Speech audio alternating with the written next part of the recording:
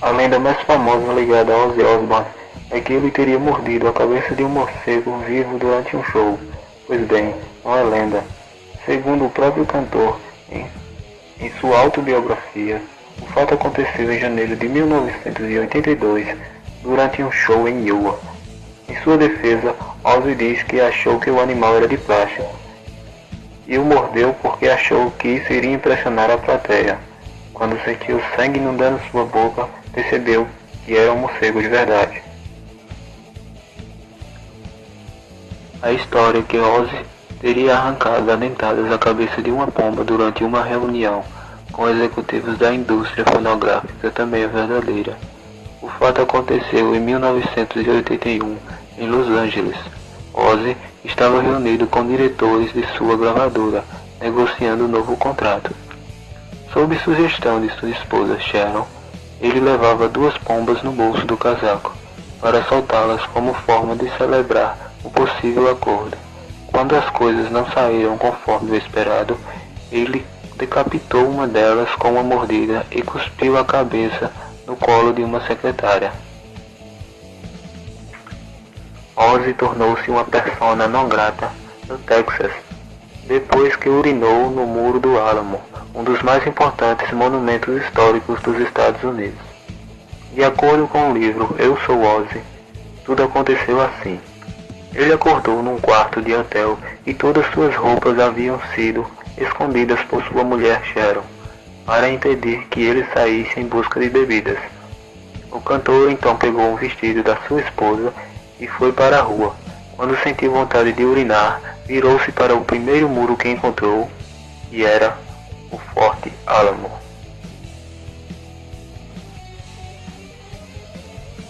A autobiografia de Ozzy Osbourne tem algumas linhas dedicadas ao Brasil. Não é muita coisa, apenas suas poucas lembranças de quando veio ao país em 1985 para participar do primeiro Rock in Rio. Foi o primeiro show que o cantor fez após fazer sua estreia numa clínica de reabilitação. Não deu muito certo. Ele bebeu tanto no voo para o Brasil que desmaiou no avião, sobre o país. Sua principal lembrança foi conhecer Ronald Davis, criminoso inglês que se refugiou no Rio após assaltar um trem na Inglaterra. Ozzy enfrentou alguns problemas com a justiça durante sua vida. O primeiro deles foi na adolescência, quando ele foi detido por furtar uma loja de roupas. Ele poderia ter evitado a prisão se tivesse pago uma fiança, mas seu pai se recusou a dar o dinheiro, alegando que o jovem precisava aprender uma lição. Ozzy então passou 6 meses no reformatório. Ele conta que na ocasião prometeu ao pai nunca mais voltar para a cadeia. Diz Ozzy: "Eu cumpri a promessa. Depois disso, já passei noites em distritos policiais, mas nunca na cadeia." Em 2 oportunidades, em 1985 e 1991, o cantor foi acusado de incentivar o suicídio por causa de sua canção Suicide Solution. Nas duas, ele foi absolvido. Nas páginas dedicadas ao caso de Eu Sou Ozzy, o músico conta ter ficado perplexo com as acusações.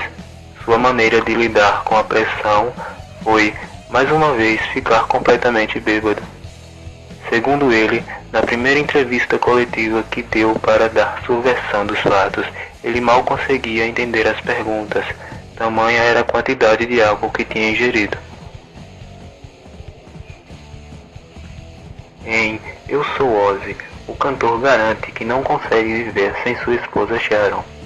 O episódio em que ela foi diagnosticada com câncer é descrito como o mais apavorante de sua vida.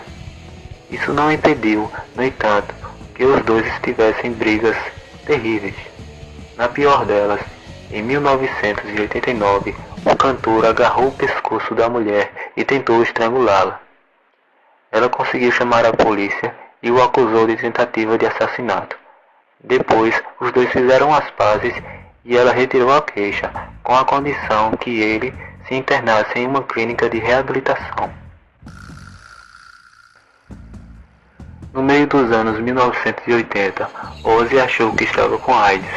Durante uma série de exames de rotina, seu médico surpreendeu-se com o mau estado de seu sistema imunológico e levantou a possibilidade da doença. O cantor passou alguns dias em pânico, já que na época não havia tratamento para a AIDS. Quando o resultado dos testes de sangue chegou, ele descobriu que não tinha o vírus HIV. O abuso de álcool e drogas, no entanto, havia sido tão grande que seu sistema imunológico era tão frágil quanto o de um doente. Numa vida de tantos abusos, é quase irônico que o mais perto que Ozzy tenha chegado da morte tenha sido um acidente com um triciclo motorizado. O acidente aconteceu em 2003, quando o cantor pilotava no quintal de sua mansão. Ao passar por um buraco, o triciclo capotou. Na queda, Ozzy fraturou algumas vértebras e, segundo ele mesmo conta, correu o risco real de morrer ou de perder os movimentos do pescoço para baixo. Mas ele conseguiu se recuperar rapidamente e em 2005 já estava lançando um novo disco. No final de 2004, Ozzy envolveu-se em mais uma situação perigosa. Brigou com um ladrão que tentava roubar sua casa em Londres. Ele conta que não tinha a intenção de enfrentar o criminoso. A história aconteceu assim. O cantor acordou por causa de um barulho em sua mansão, foi investigar o que estava acontecendo e então deparou-se com o ladrão. Depois de uma briga rápida, ele conseguiu fugir por uma janela levando joias e outros objetos de valor. O criminoso nunca foi encontrado.